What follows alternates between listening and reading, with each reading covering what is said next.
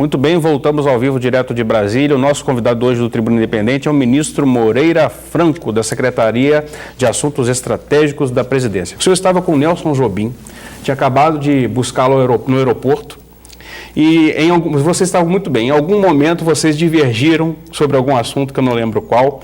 E eu não sei se foi o senhor ou ele, um chamou o outro de palanqueiro. Quem foi? Quem que era o língua solta ali na época? Já era o Jobim?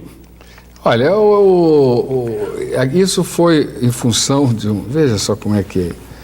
Nessa época nós estávamos disputando a presidência do PMDB. Exatamente. O Michel Temer estava lá. O Michel não estava. O Não Michel estava. era candidato. Não, mas o Michel estava no evento. Não. Eu acho que estava. O Michel era candidato a presidente, o Garotinho era presidente do PMDB e o Sérgio Cabral era governador. Exatamente. E o Jobim era ministro, tinha sido ministro do Lula. Não, isso foi em 2002. Quer dizer, ele tinha acabado de sair do STF, se eu não me engano. Em 2002, José Serra era candidato a presidente. Não, mas então não foi. Mas foi 2002. Foi, o Lula já era presidente. Foi em 2006, então? Talvez. Eu errei o ano. 2006. E aí o Lula apoiava o Nelson Jobim, o Senado apoiava o Nelson Jobim, o Sarney apoiava o Nelson Jobim e, evidentemente, nós éramos a favor do Michel Temer. E nós tínhamos proposto ao Nelson Jobim que nós faríamos a unidade do partido, o Michel seria presidente e o Nelson Jobim seria vice. Exatamente, foi 2006. Mas, enfim, ele não quis. E aqueles 7 pontos que o presidente Lula, quando nós fizemos a coligação, a coalizão, foram apresentados 7 pontos programáticos, porque nós sempre atuamos também com compromissos programáticos, e quem redigiu esses 7 pontos fomos o Nelson Jobim e eu. Foi isso mesmo. E, enfim, aí eu estava numa posição contrária a ele e tivemos isso. E o palanqueiro, evidentemente, era ele, não eu, porque eu não sou palanqueiro. Como é que está o Jobim hoje, hein? Perdão. Está bem. Nós, inclusive, insistimos para que ele fosse ao jantar hoje com a presidenta Dilma. O que ele respondeu? Ele foi? Ele não foi. Não foi. Até compreensível. É muito cedo, é muito recente. E ele já, mesmo quando estava no Ministério, vinha tendo uma militância partidária muito grande e ele tem muitas contribuições a dar. Eu acho que ele foi um grande ministro da Defesa. Onde ele errou, então, para ter saído? Hein? Eu sempre disse a ele que palavra não é invenção de Deus. Palavra é invenção do diabo. Nós todos devemos ter um cuidado com a palavra muito grande. Porque os homens brigam pela palavra. Eles brigam, mas ele falou não que ele brigam pensava, pelo né? gesto. Ele briga pela palavra. Então, quando você diz coisas impensadas, você usa demais o adjetivo, quando você é muito opiniático, você tem que ter cuidado. Mas, ministro, Com toda a experiência, se excede. Com toda a experiência do ministro Jobim, ministro da Justiça, presidente Supremo, jurista, deputado federal constituinte, tem a famosa polêmica da emenda não revisada que ele incluiu no texto final. Você acha que, de fato, ele falou de forma impensada ou era um caminho para sair? Não era caminho. Já estava desgastado com a relação, por causa dos caças? Não. A SAI tem uma ligação muito grande com o Ministério da Defesa. Nós, inclusive, lá temos uma assessoria de defesa que é comandada por um brigadeiro, com representantes das 3 forças. Nós participamos da elaboração da Estratégia Nacional de Defesa, da Política Nacional de Defesa, e agora estamos nos organizando para participar também da montagem da indústria de defesa no país. Então, são contatos administrativos, políticos que temos com muita frequência.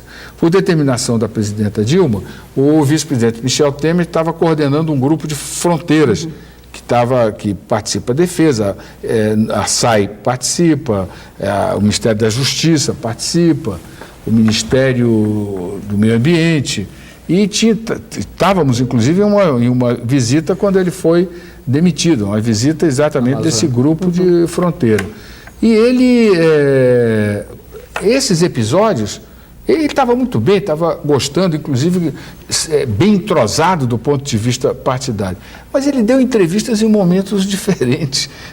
Ele fez um discurso... Aniversário de Fernando Henrique. Tinha dado uma entrevista há um mês antes. A entrevista sai exatamente no dia que nós estamos lá na Amazônia, Colômbia, na fronteira com o vice-presidente da Colômbia, o ministro da Defesa da Colômbia. E a entrevista que ele tinha dado há um mês atrás sai exatamente naquele dia. E foram observações que ele disse que nem disse daquele jeito, mas enfim, deve ter dito. A Consuelo é uma repórter muito cuidadosa. Já tinha tido episódio da votação. Sempre foi, né?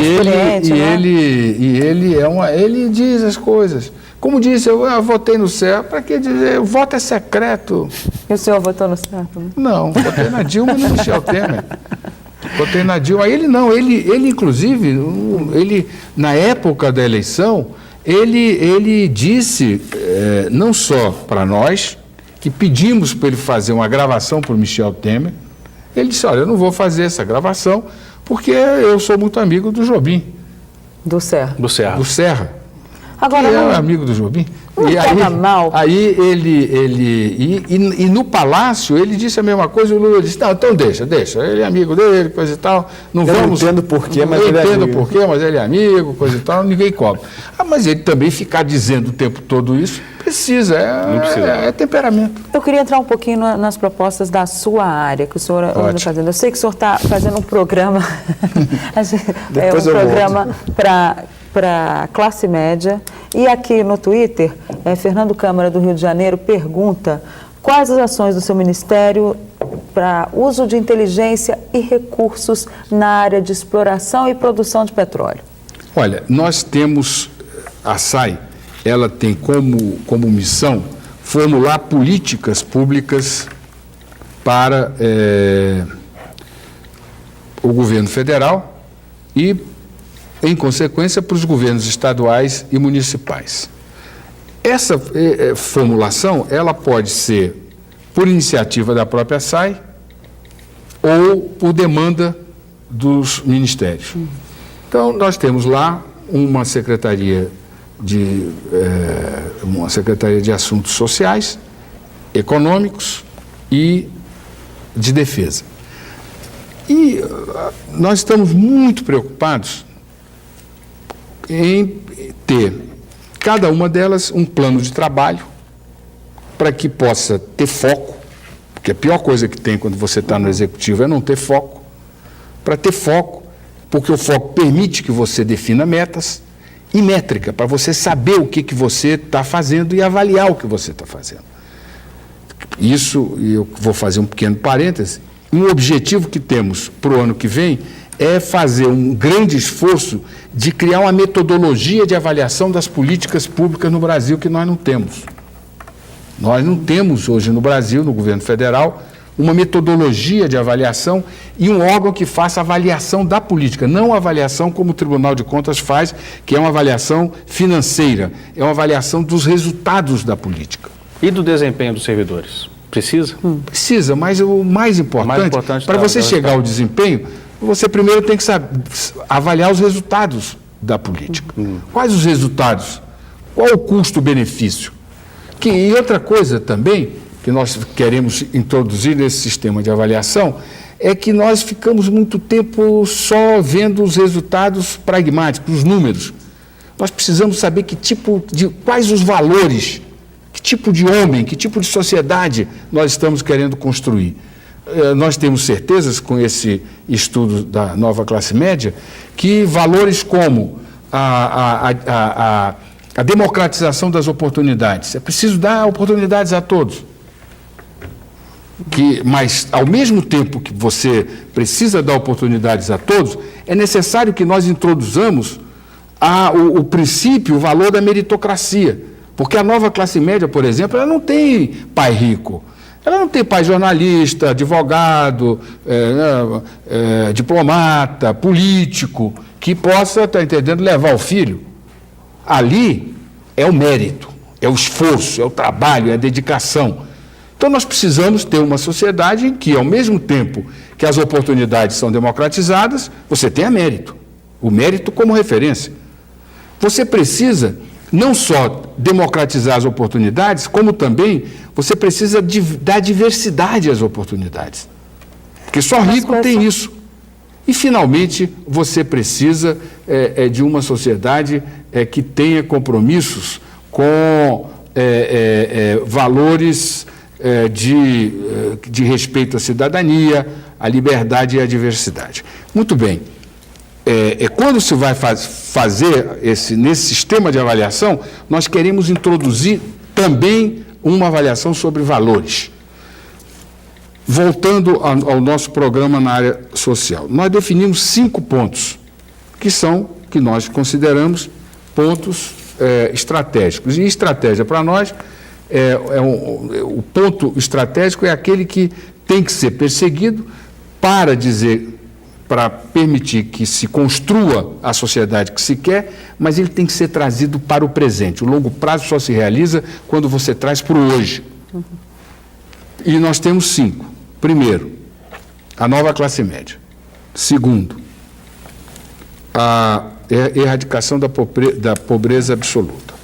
Terceiro, programa de apoio à criança de 0 a 3 anos. Quarto,